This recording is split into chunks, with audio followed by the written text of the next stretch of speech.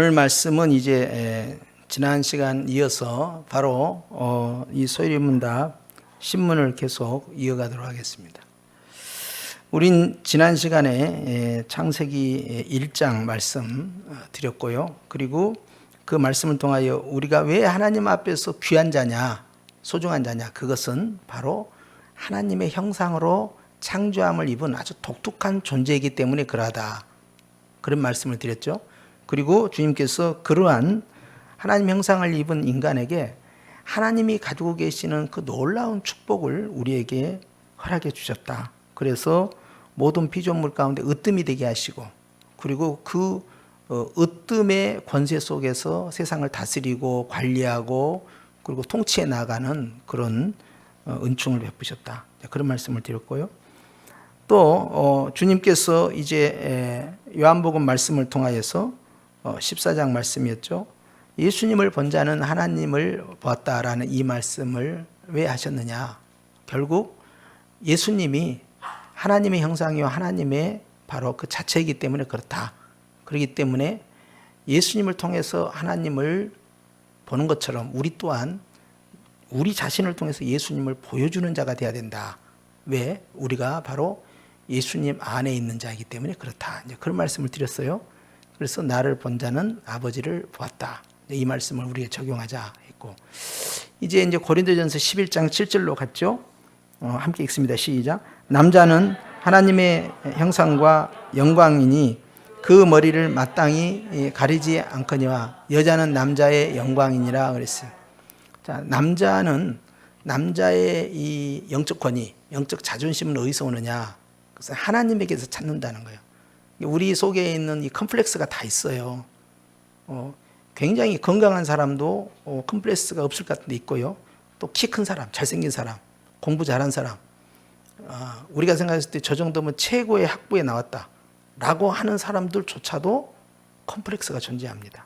외모 컴플렉스, 학력 컴플렉스, 물질 컴플렉스, 또 재능의 컴플렉스요. 여러 컴플렉스가 있어요. 그런데 남자의 자존심은 어디에 있느냐? 그것은 하나님의 형상에서 차지한다는 거예요. 우리는 하나님으로부터 부여된 아름다운 신의 형상을 가지고 있는, 그러니까 신이 부끄러운 대상이 아니잖아요. 신은 완벽한 대상이잖아요. 근데 그 완벽한 대상이신 그 하나님을 닮은 자가 바로 나예요. 그러니까 나는 아무것도 아닌 자가 아니에요. 나는 지렁이 같고 벌레 같은 자가 아니란 말이죠. 그것은 범죄 가운데서 하나님을 배반했을 때 나타내는 우리의 고백이지, 예수님 안에서는요, 우리는 엄청난 존재로 주님이 업그레이드를 한 겁니다. 그래서 주님께서는 남자는 하나님의 형상과 영광이다. 그래서 주님은 남자를 통해서 주님이 보여지기를 원하고 있고요. 그리고 주님께서 이제 영광을 받으시기를 원하신다. 그래서 우리가 천사는 남자냐 여자냐 했을 때 천사는 남자도 아니고 여자도 아니고 중성일 것이다, 그렇게 하잖아요. 그렇죠? 그런데 외적으로 나타날 때는 여자 천사로 나온 예가 없습니다. 외적으로는 꼭 남자 형상으로 나타나요. 그래서 천사가 남자다는 뜻이 아니지만 사람들과의 대면을 할 때, 아브라함을 찾아온다든지 여호수아를 만난다든지 모세를 만난다든지 이렇게 할 때, 대면할 때 하나님의 형상을 볼 때, 또는 파송된 천사를 볼 때 꼭 남자 형태를 하고 있는 케이스예요. 남자는 항상 하나님의 영광을 나타낸다. 그러니까 오늘 사도 바울은 그랬죠. 예수님 안에서는 남자나 여자나 다 하나다 그랬어요. 그런데 강조한 건 뭐냐면 하나님의 형상을 나타내라는 거예요. 하나님의 영광을 드러내라는 거예요. 누가? 예수님 안에 있는 영적 남자들이. 이것이 중요한 거예요. 우리가 굉장한 이 프라이드를 가질 필요가 있는 게, 소연님 다 제 질문과 똑같아요. 우리는 왜 사냐? 무엇을 위해 사냐? 어떻게 살아야 되냐? 질문은 세 가지였지만 답은 하나죠. 하나님의 영광을 위하여. 먹든지 마시든지. 그러니까 내가 살아가는 이유, 존재하는 이유, 이런 모든 것들의 마지막 철학적 질문에 대한 답은 딱 하나입니다. 내가 하나님의 형상으로서 하나님을 보여주고 하나님의 영광을 나타내야겠다. 나를 통한 주님의 기쁨이 되는 삶이 되는 것이죠. 이것이 굉장히 중요하다. 이것이 모든 영적 남자, 육체의 남자뿐만 아니라 모든 영적 남자들이 가져야 할, 이 영적 남자라는 것은 상속권을 가진 자라는 뜻이에요. 주 안에서는 남녀가 따로 없게 되죠. 그래서 영적 상속권을 가지고 있는 영적 남자들은 하나님의 형상을 보여줘야 된다. 그것이 성령의 9가지 열매고요, 예수님의 마음이고요, 하나님 앞에 기쁨이 되는 삶을 살아야 된다. 그래서 어떻게 하면 주님을 기쁘시게 할 때 우리가 바로 남자의 사명이 이제 드러나게 된 것이죠. 그래서 오늘 이 고린도 11장 7절에 고린도 교회에 존재하는 그 남자들에게 없는, 너희들이 진짜 남자냐? 그런데 정말 남자답지 못한 모습들이 너무 많은 거예요. 고린도 교회가 갖고 있는 병폐가 뭐였습니까?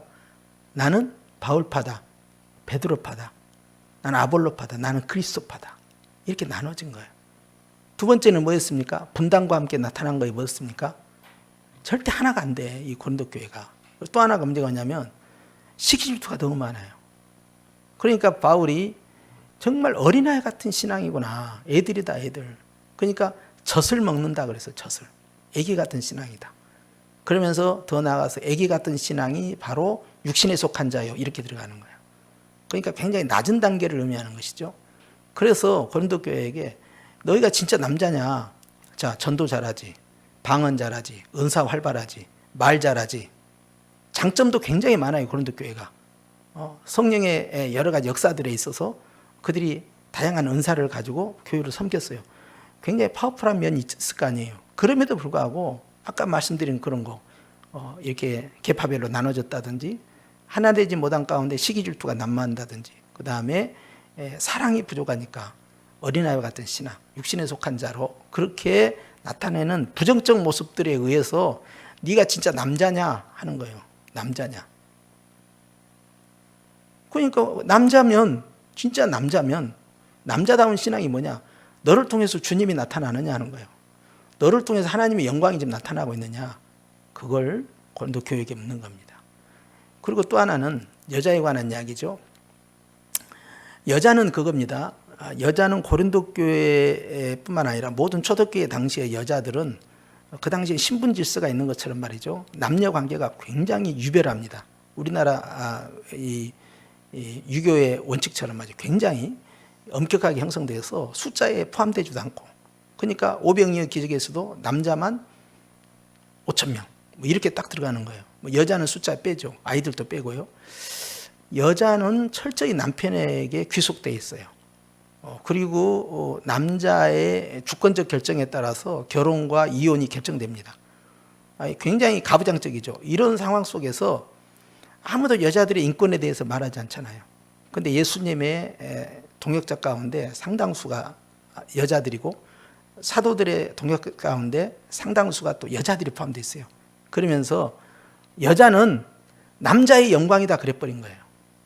자, 남자는 하나님의 영광인데 여자는 남자의 영광이다. 자, 그럼 이것은 어떤 의미를 갖고 있냐면, 여자라는 존재까지 돌아와야만 인간이 됩니다. 남자와 여자가 합쳐져야 인간이에요. 분리되면 인간이 아니에요. 그래서 남자만 있고 여자만 있으면 안 되죠. 남녀가 하나가 돼서 가정을 이룰 때 이제 진정한 인간이 되는 건데 사람이 된단 말이죠. 그런데 여자의 목적은 뭐냐? 여자를 통해서 하나님의 영광을 나타내는 남자와 같이 여자는 남자를 영광스럽게 만들어 또 높여주는 역할을 하는 거예요. 그러니까 결국 돕는 배필로 뽑았던 그 하와의 역할이 결국 아담을 더 아담되게 하는 것처럼 아내를 통해서 남자, 결혼한 남녀 관계입니다. 여기는 그냥 여자, 그냥 남자가 아니에요. 이 결혼한 여자는 남자를 더 남자되게 만드는 거예요. 그래서 남편이 진짜 남자 되려면 반드시 무엇을 해야 한다는 거예요? 결혼을 해야 된다는 이야기예요. 그런데 말세가 되면 혼인을 금하고 이렇게 들어가요. 독신주의는 아주 대표적인 말세의 징조다. 그렇기 때문에 독신주의로 끌고 갈 만한 위험천만한 발상이 뭐냐? 그것이 동성연애입니다. 그래서 남자끼리 결혼하고 여자끼리 결혼한 거예요. 이게 창조 질서 원리를 깨볼 만 아니라 계명에서 그건 금했던 사항이고, 그리고 여자를 통해서 남자가 남자처럼 더 돋보이는 역할을 하려면 반드시 여자의 조력이 없어서는 안 된다 하는 거예요. 그러니까 철든 남자들이 어떤 것을 성취했을 때 뭐 학위를 받는다든지 어떤 영광된 자리에 올라선다니 그러면 그동안 고생한 나의 아내에게 이 영광과 기쁨을 나누기를 원합니다. 이건 조금 철이 든 거야. 그런데 이제 거기까지 못 나가고 뭐 딴소리를 했어 하면 아직도 이제 정신 못 차리고 있는 거예요. 이제 아하, 내가 저 여자에게 잘해줘서 저 여자가 자기 역량을 최대한 발휘하도록 만들어준 것이 결국 그 여자의 영광이 아니라 나의 영광이 되는구나 하는 거예요. 그러니까 여자한테 잘해주라는 거예요, 못 해주라는 거예요? 잘해주라는 거예요. 그리고 여자는 어째 되냐? 자신의 삶의 목표를 딱 정해야 돼요. 부부지간에 결혼했으면 너는 네 인생 살고 나는 내 인생 산다. 이것이 창조 질서가 아닙니다. 왜냐하면 둘이는 분리가 될 수 없어요. 원래 하와는 어디서 출발했어요? 아담의 갈비뼈에서 출발했어요. 그러니까 자기가 자기 자신과 붙어 있는 거예요. 그래서 서로 모르는 남녀가 만나서 결혼을 형성해 버리면요, 창세기 2장에 있었던 아담과 하와 같은 그런 부부관계가 법적으로 영적으로 결합이 돼서 형성된다는 거예요. 이해가 되시죠? 그렇기 때문에 결혼한 순간부터 아내는 내 인생을 살기 위해서 결혼한 게 아니에요. 하와가 자신의 인생을 아담에게서 찾았던 것처럼 아내는 자신의 인생을 남자에게서 찾는 거예요. 남편에게서. 그래서 남편과 분리된 내 인생을 산다. 그것은 자기가 아직 갈비뼈라는 것을 모르고 있는 거예요. 그런데 내가 갈비뼈가 안다면 내가 나를 위해 살겠다. 그것은 남편을 통해서 산다. 그 말과 동일하다 이 말이에요. 그렇기 때문에 여자는 남자를 통해서 자기의 자존감을 끌어올리는 거고, 남자는 여자를 통해서 자신의 위치가 더 훨씬 성숙하고 높아져 간다. 이걸 보여준 거예요. 그렇기 때문에 남자와 여자의 어떤 역할을 해야 되냐 하는 것을 여기서 보여준 것이고, 질서상에 있어서 남자가 추구할 거가 뭐고 여자가 추구해야 할 것은 무엇인가, 그리고 그 여자를 대해야 할 남자의 자세는 뭐고 남자를 대해야 할 아내의 여자의 입장은 무엇인가, 그거에 대해서 말씀한 게 바로 저겁니다. 거기에 이제 동일하게 들어있는 것은 궁극적으로 남녀가 함께 나타내야 할, 가정을 통해서 나타내야 할 지향점은 뭐냐? 하나님의 형상과 영광이라는 단어예요. 그것이 결혼의 목적이 된다는 거예요. 할렐루야. 나 저 사람하고 성이 다르고 태어나는 것도 다른데 어떻게 저 사람이 내 갈비뼈의 원조가 될 수 있겠느냐. 결혼이 바로 그렇게 만들어내는 거예요. 그걸 잊어서는 아니 된다는 겁니다. 고린도후서 15장 49절 보니까 시작. 우리가 흙에 속한 자의 형상을 입은 것 같이 또한 하늘에 속한 이의 형상을 입으냐. 이게 두 가지의 형상이 들어왔죠. 하나는 우리가 흙으로 지음을 받았기 때문에 흙의 형상이 있는 건 사실이에요.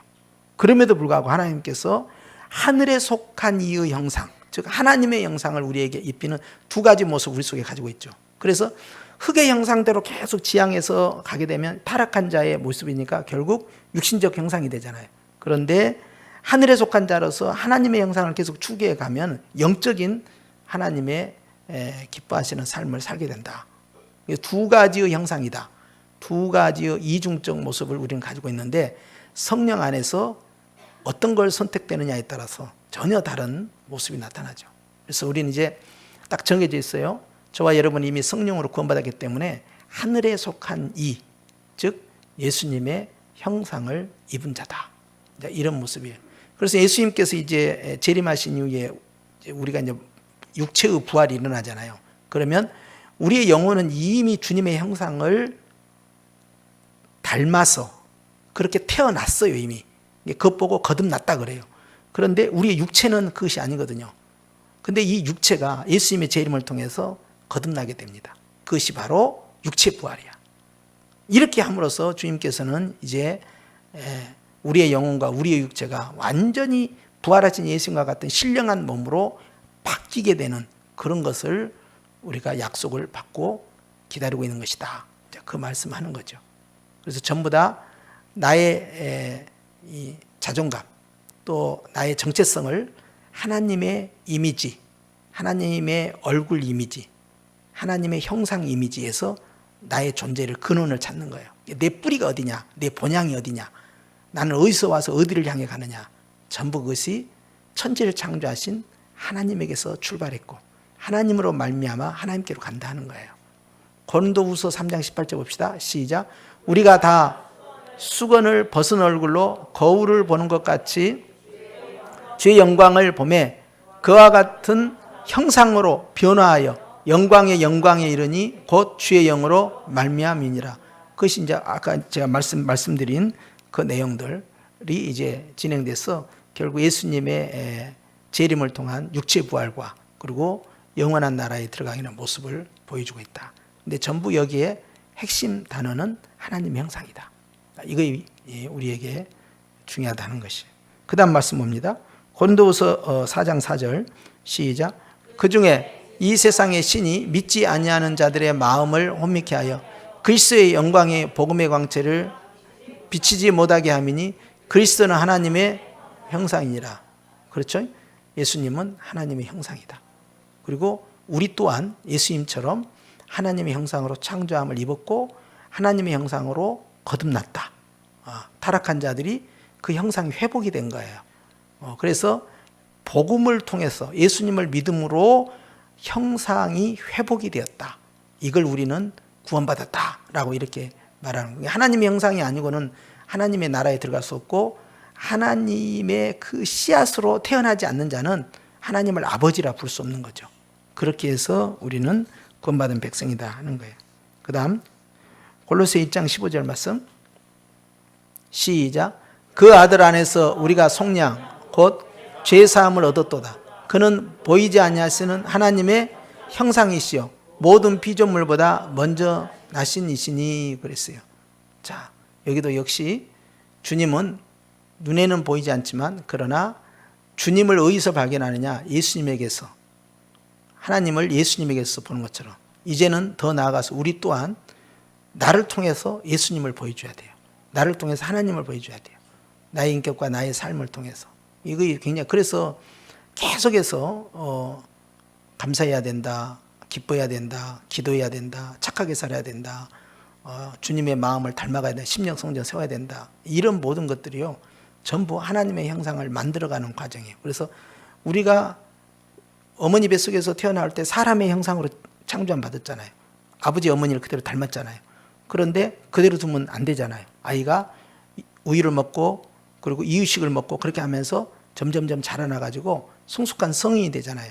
그럴 때까지 끊임없는 양육으로. 그래서 어렸을 때의 그 모습을 이렇게 찍어놓은 비디오를 제가 우리 아이들 그렇게 보면요 너무 귀여워요. 애들이 정말 귀엽더라고.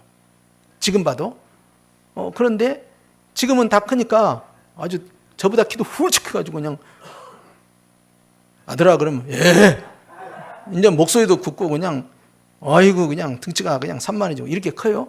자, 이렇게 자라나야 되는 거죠.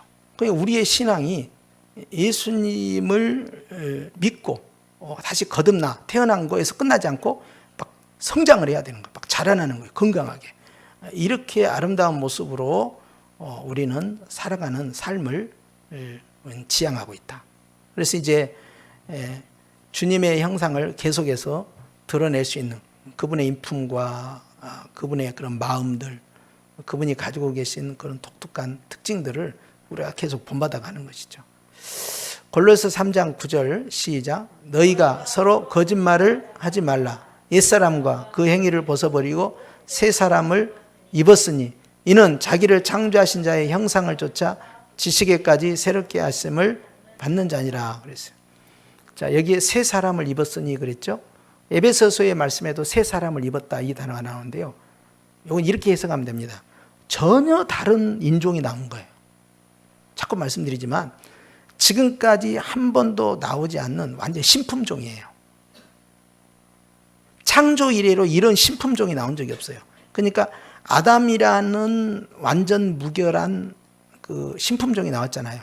그런데 그 아담보다 더 뛰어난 업그레이드된 신품종이 나왔어요. 그게 누구냐? 교회입니다. 이건 말도 안 된다고 그것은 우리는 아직도 죄성이 있는데 그럴 수 있느냐고. 그런데 놀라운 차이점이 있죠. 우리 안에 하나님의 영, 성령 하나님이 직접 내주해서 거하시는, 그러니까 아담이 전혀 소유하지 못했던, 그리고 또 하나는 성령 하나님이 우리를 두 번 태어나게 만들었다는 거예요. 영으로. 이것이 중요한 거죠.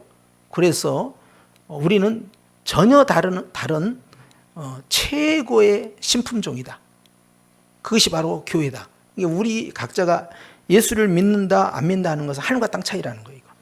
그냥 주일날 교회 가고 안 가고가 문제가 아니라 이것은 어마어마한 차이점이에요. 우리는 완전히 새로운 인종으로, 새로운 종족으로 하나님이 탄생해서, 그래서 이제는 어떻게 되냐면 나라가 다르고 민족이 다르고 언어 쓰는 방언이 다 다른데 당군을 내 아버지라고 부르지 않습니다. 한국 사람이 이제는. 크리스찬들은 뭐라고 부릅니까? 하나님 아버지라고 이렇게 부르게 돼요. 전 세계에 있는 모든 크리스찬들이 전부 나라가 다르고 피부 색깔이 달라도 전부 다 한 아버지만을 부릅니다. 하늘에 있는 나의 파더야. 다른 분이야. 이게 완전히 새로운 신품종이에요. 업그레이드된. 이걸 이제 생각해야 돼요. 그래서 저와 여러분은 바로 하나님의 형상으로 창조함을 입었다. 그리고 예수님께서 바로 하나님의 형상이기 때문에 그 예수님을 믿는 자들 역시 하나님의 형상으로 계속해서 만들어져 가는 것이죠.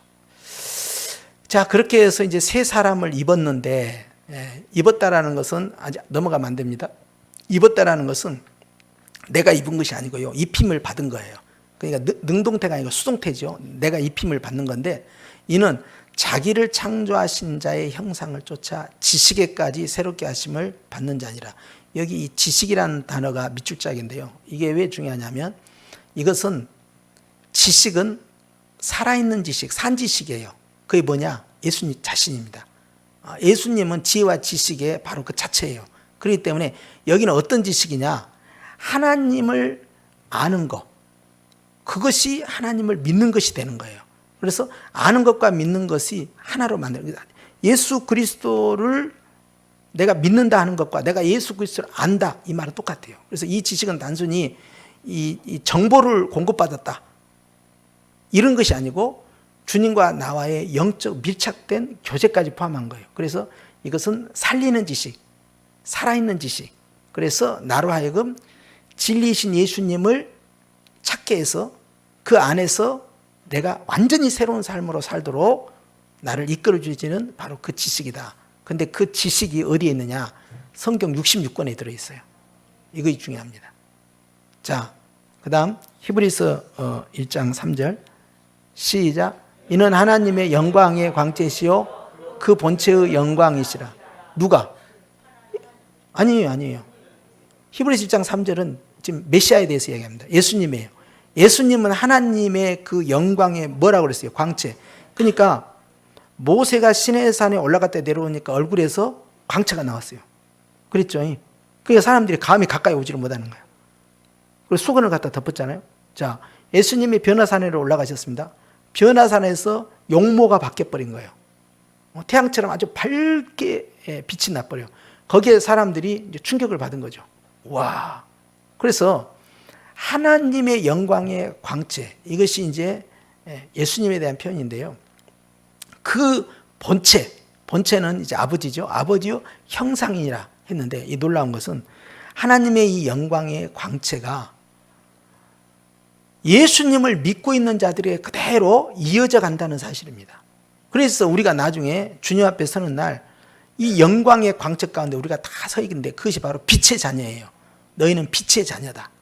그래서 우리가 이 빛나는 세마포옷을 입었다 할 때는요, 이게 전부 발광체가 아니고 반사체입니다. 근데 뭐가 붙어 있느냐? 몸에 반사체로서 보석이 붙어 있어요.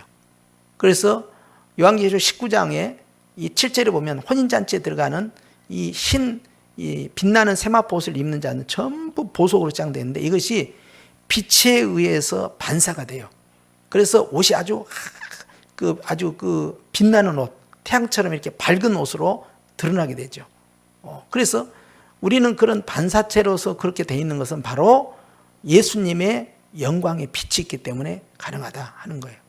그래서 저와 여러분이 항상 기억해야 할 것은 우리는 주님을 반사시켜야 됩니다. 우리의 삶을 통하여서. 그래서 내가 하나님은 모르는데 당신을 보니까 하나님이 계신 것 같다. 내가 예수님을 모르는데 당신을 보니까 정말 예수님을 보는 것 같다. 이런 식으로 상대에게 감동을 줄 수 있는, 이게 이제 관계전도가 형성된 거거든요. 그래서 지난번 수요일날도 말씀드렸지만 사실 순례자 전도나 움직이는 이 선교사들은요, 메시지만 전하면 됩니다. 그런데 디도 목사와 같이 지역의 자리를 잡고 일평생 목회를 하는 사람 입장에서는요, 복음만 갖고는 복음이 전달되지 않아요. 반드시 그의 삶과 그의 인격이 같이 묻어서 같이 나가줘야 돼요. 그러니까 지역 전도자는 삶을 통해서 절반을 먹고 들어가야 돼요. 그리고 메시지가 좋아야 되는 거예요. 지역교회의 특징이 그겁니다. 그냥 순회하는 그 공동체는요, 그 부담감을 느낄 수가 없어요. 그런데 지역에 뿌리를 내리고 있는 지역교회는요, 어느 교회도 마찬가지예요. 이미지가 좋아야 돼요. 교회에 대한 이미지가. 그것이 그 교회, 즉 그 교회의 성도의 인격을 통해서 먼저 절반 먹고 들어가고, 그 다음에 메시지가 확실하고 분명해야 된다. 그러니까 복음 전하는 테크닉을 배우다가 보면은 반드시 실패하게 된 것이 관계 전도가 형성이 안 돼버리는 거예요. 그리고 전도됐다고 해도 떨어져 나가버리죠. 이게 문제가 되는 거예요. 그 때문에 지역교회나 지역의 전도자들은 항상 메시지와 함께 그 메시지를 전하는 메신저의 삶을 통해서 그리스도를 반사시켜야 한다. 이겁니다. 마지막으로 야고보서 3장 9절입니다. 시작. 이것으로 우리가 주 아버지를 찬송하고 또 이것으로 하나님의 형상대로 지음을 받은 사람을 저주하나니 그랬어요. 자, 여기 보니까 오늘의 핵심이 이제 하나님의 형상인데요. 하나님의 형상으로 지음 받은 사람을 저주해서는 안 된다라는 것이에요. 저건 저주하라는 것이 아니라.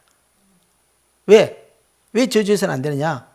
두 가지 이유입니다. 첫째는 상대방이 하나님의 형상대로 지음을 받았기 때문이에요.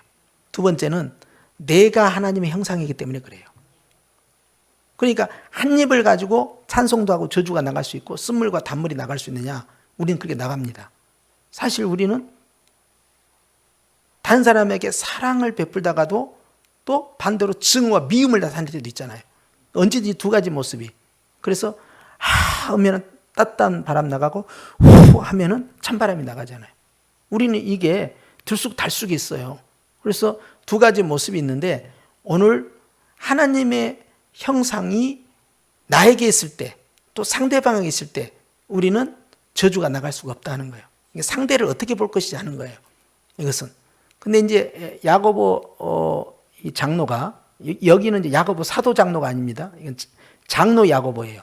예수님의 동생 야고보 장로 그걸 생각해야 돼요. 근데 유대 예루살렘 교회를 중심으로 한 그 공동체에서 아주 엄격한 신앙생활을 이제 가르치고 있었는데 이 야고보 장로 입장에서는 성도들이 교회 공동체 안에서 의견 충돌이 일어나고 또 그 안에서 불협화음이 생길 수밖에 없는 그런 인간의 한계를 갖고 있잖아요. 그런데 거기서 조심하라는 거예요. 네가 하나님의 형상으로 창조함 받았고 상대방이 하나님의 형상으로 창조함 받았다. 그렇다면 저주권을 행사할 수 없다라는 이야기예요. 그것은 하나님을 남자의 영광은 뭐예요? 하나님이잖아요. 남자는 하나님의 형상이고 하나님의 영광을 위해 산다고 했죠. 그러니까 우리는 무엇을 목표로 해야 되냐? 하나님의 영광을 위해 써야 되는 것이지 그걸 저주권을 행사해버리면 안 된다 하는 거예요. 그러니까 비난하고 상대방을 공격하지 마라 하는 걸 가지고 있죠. 진짜 남자는 영적인 진짜 남자는 혀를 잘 다스려야 된다 그래요. 그래서 혀는 열린 무덤과 같고 또 자기 몸을 제어할 자가 별로 없다 이거예요. 그런데 자기 몸을 제어하는 자가 있다면 정말 뛰어난 자인데 그런 사람이 세상에 얼마나 있겠냐는 거예요. 야고보 장로 주장은 그거예요. 그렇기 때문에 혀는 자기 몸을 베는 칼과도 같고 열린 무덤과도 같고 그래서 혀를 잘 다스려야 되는데 교회 공동체 가운데에서 저 혀 때문에 그 말 한마디로 사람을 살리기도 하고 죽이기도 한다 이 말이에요. 이게 항상 문제가 되는 거예요. 그런데 네가 하나님의 형상이므로 또 상대방이 하나님의 형상이므로 너는 축복권을 행사해라. 그렇게 하는 게 하나님께 영광이 되고 저주권을 행사하지 마라 하는 거예요. 이것이 교회 공동체가 유지되는 데 있어서 하나님의 형상 공동체에게 주시는 교훈이다. 여러분 이걸 기억하시고요. 그럼 전체적으로 다시 처음으로 돌아갑니다. 질문이 이거였어요. 질문은 하나님께서 사람을 어떻게 지으셨습니까? 질문이고 여러분은 그 밑에 읽습니다. 시작. 하나님께서는 사람을 남자와 여자로 지으시되 자기의 형상대로 지식과 의와 거룩함으로 창조하시어 피조물을 다스리게 하셨습니다. 이렇게 돼요. 그래서 남자와 여자가 사람이다. 그러니까 이것은 결혼한 남자와 결혼한 여자 한 짝을 이야기할 때 적용되는 단어였다는 사실을 기억하시고 결혼 안 한 그 자녀들 있잖아요. 인간이 되기 위해서는 결혼해라. 이렇게 가르쳐가지고 또 웬만하면 인간이 되어라. 인간답게 살고 싶으면 결혼해라. 자꾸 이렇게 푸시를 해야 되지. 내 인생 혼자 살도 괜찮고 돈도 없어도 괜찮고 뭐 집 구할 돈도 없고 말이야. 직장도 연봉도 적으니까 지금 돈이 없는데 어떻게 결혼하냐. 돈이 없어도 인간이 되어라.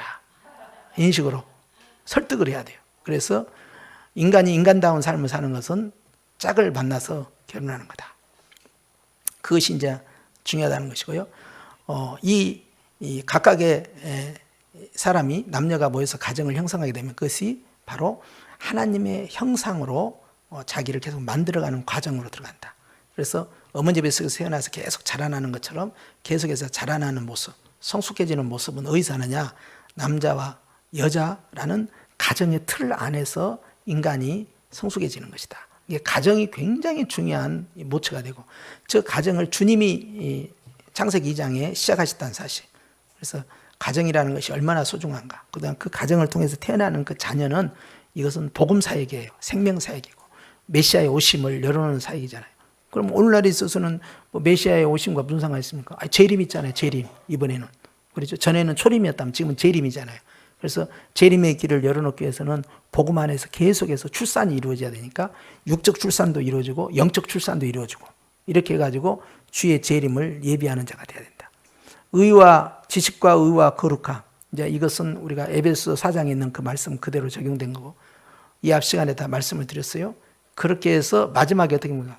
피조물을 다스리게 하셨습니다.